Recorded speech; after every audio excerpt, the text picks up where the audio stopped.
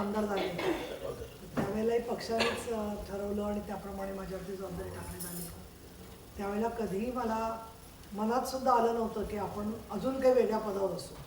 ज्यावेळेला मी शिवसेनेच्या 3ऱ्या मजल्यावरच्या पक्ष कार्यालयात गेले होते तर त्यावेळेला तिथल्या शिवाजी महाराजांना वंदन केलं. आता असं वाटतं किती आयुष्यातलं सगळं ध्येय आपलं होतं. त्याच्यामध्ये सामाजिक कामात मी त्याच्या आधी 20 वर्ष काम करत होते. राजकारणामध्ये 4 वर्ष कुठल्याही पदावर शिवसेनेमध्ये मी काम करत होते. 2002ला मी विधान परिषदेचे आमदार झाले. त्याच्या 1 वर्ष आधी मला पहिलं शिवसेनेतलं पद मिळालं होतं, महिला संपर्क प्रमुख पश्चिम महाराष्ट्र. त्याच्यानंतर बरीच वाटचाल झाली. 2008ला परत माननीय हिंदू सम्राट बाळासाहेब ठाकरे यांनी संधी दिली, उद्धव साहेबांनी संधी दिली. 2014ला पक्षाने संधी दिली, 2020ला संधी दिली. आता उपसभापती होईन असंही वाटलं नव्हतं, प्रतोद होईन असंही वाटलं नव्हतं, पण उपनेता केलं पक्षाने, प्रतोद केलं. ही सगळी पदं दिली तर काहीतरी तर निकष लावले असतील, काहीतरी उपयोगी मी काम केलेलं आहे ज्याची दखल घेतली गेली. माझी 3 पुस्तकं आता जवळजवळ 500-600 पानी झालेली आहेत की काय काय कामकाज केलं. असं गेलो आलो असं नाही, पण त्याचा अहवाल स्वरूपात जनतेच्या समोर आता माझा 2014 ते 20च्या दरम्यानचा अहवाल येतोय. पक्ष जे काय ठरवेल त्याप्रमाणे आपण पुढचं करायचं. त्यामुळे पुढचा मी काहीच विचार केला नाही. पक्षाच्यासाठी जे काही काम करता येईल ते करणं ही भूमिका आहे आणि त्याच्यासाठी जी काही योग्य असेल ती जबाबदारी पक्ष टाकेल. माननीय शिंदेसाहेब पहिल्यांदा आमदार झाले तेव्हापासून माझंही काम पाहताय. आम्ही बरोबर काम केलं आहे. अनेक दौऱ्यात एकत्र होतो, आंदोलनात एकत्र होतो. त्यामुळे आता जी पक्ष जबाबदारी टाकेल ती मी स्वीकारेन. परत मला योग्य मानलं विधान परिषद देण्यासाठी आणि उपसभापती पदासाठी सभागृहाने तर त्याचाही आनंद आहे. कारण आता एक कामाला सूर लागलेला आहे चांगला. काही प्रश्न सुटत आहेत, काही प्रश्न सुटले नाही आहेत. दुर्दैवाने महिलांवरील अत्याचार सातत्याने आपल्याला वाढताना दिसत आहेत. सायबर क्राईम वाढताना दिसतोय आणि महाराष्ट्रामध्ये विधानसभेच्या आणि लोकसभेच्या निवडणुका झालेल्या असल्यामुळे केंद्रामध्ये आणि राज्यामध्ये दोन्हीकडे सरकार आता स्थिर दिसते.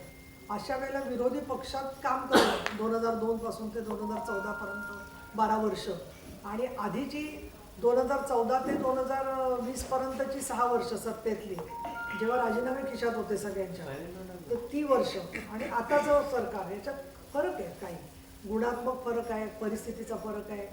काही प्रश्न सोडवणं सोपं आहे कारण त्यांना पण अनुभव आलेला आहे सगळा. अशा वेळेला इथे जर का काम करायची संधी मिळाली परत तर मला असं वाटतं अजून आपल्याला गोष्टी मार्गी लावता येतील. पण असं असलं तरी सुद्धा मोठ्या प्रमाणामध्ये गुन्हे घडत आहेत. सायबर क्राईम गुन्ह्याचं स्वरूप बदलत आहे.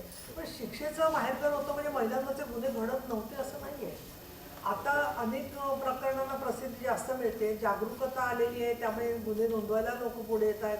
आणि त्याचबरोबर अगदी महत्त्वाचं म्हणजे स्थलांतर ज्या प्रकारे होतं आहे आणि शहरीकरण, बेकायदेशीर शस्त्र याचा प्रभाव आणि ग्रामीणमधले लोक शहरामध्ये आणि पुण्यासारख्या शहराला प्रवेश करण्याची दारं 10, 12, 15 वरून 20, 25 पर्यंत सगळे रोड आलेले आहेत आणि तिथून लोक जाणं येणं होतं आणि पळून जाणंही गुन्हेगारांना सोपं होतं आहे. वाहतुकीची साधनं खूप निर्माण झालेली आहेत. त्यामुळे बदललेल्या परिस्थितीमध्ये गुन्ह्यांचं गांभीर्य जास्त आहे याच्यात शंकाच नाही. परंतु दोषसिद्धीचं प्रमाण वाढवण्यासाठी सुद्धा या शासनाने आणि विशेषतः देवेंद्रजी फडणवीस यांनी जे काम केलेलं आहे तर ते काम अजून चांगलं झालं पाहिजे या दृष्टीने मला आवश्यकता वाटते. दुसरा हा गुन्हा घडूच नाही हे करायचं असेल तर लोकांच्या मध्ये उदासीनता जी आहे की आपल्याच मागे काहीतरी पोलिसांचं त्या कायद्याचं त्रास वाढेल तर तो कमी झाला तर सामान्य नागरिकांचा याच्यात सहभाग वाढेल. आम्ही म्हणून त्याच्यासाठी सातत्याने सामाजिक मोहिमा, महिला आयोग असेल, आम्ही स्वतः स्त्री आधार केंद्र असेल, उपसभापती म्हणून सातत्याने हे काम करत राहणं गरजेचं आहे. दुर्दैवाने मला एक मात्र वाटतं की आरक्षण इतक्या महिलांना मिळालं त्यातल्या किती महिला अत्याचाराच्या प्रश्नावर काम करत आहेत त्याची आकडेवारी आपण थोडी शोधली तर ती 10%च निघेल असं मला वाटतं. म्हणजे ज्या महिलांना निर्णय प्रक्रियेत संधी मिळाली तर ज्या पुरुषांना सुद्धा त्यांनी सुद्धा 50% लोक याच्यात काम केलं पाहिजे. किती लोक या विषयाच्या मध्ये दुर्लक्ष करतात, ते एखादं पत्रक काढतात एवढंच काम होतं. त्यामुळे हा विषय थोडा वाईटपणा काही वेळेला घ्यावा लागतो. ती घ्यायची समाजाची तयारी नाही आहे. मतलब अशा कार्यकर्ते तयार करायचा माझा सातत्याने प्रयत्न चालला आहे. काही महिला काम पण करायला लागल्या आहेत पण ते अजून एक पिढी तशी तयार व्हायला अजून एक 5-10 वर्ष तरी लागतील असं मला वाटतं.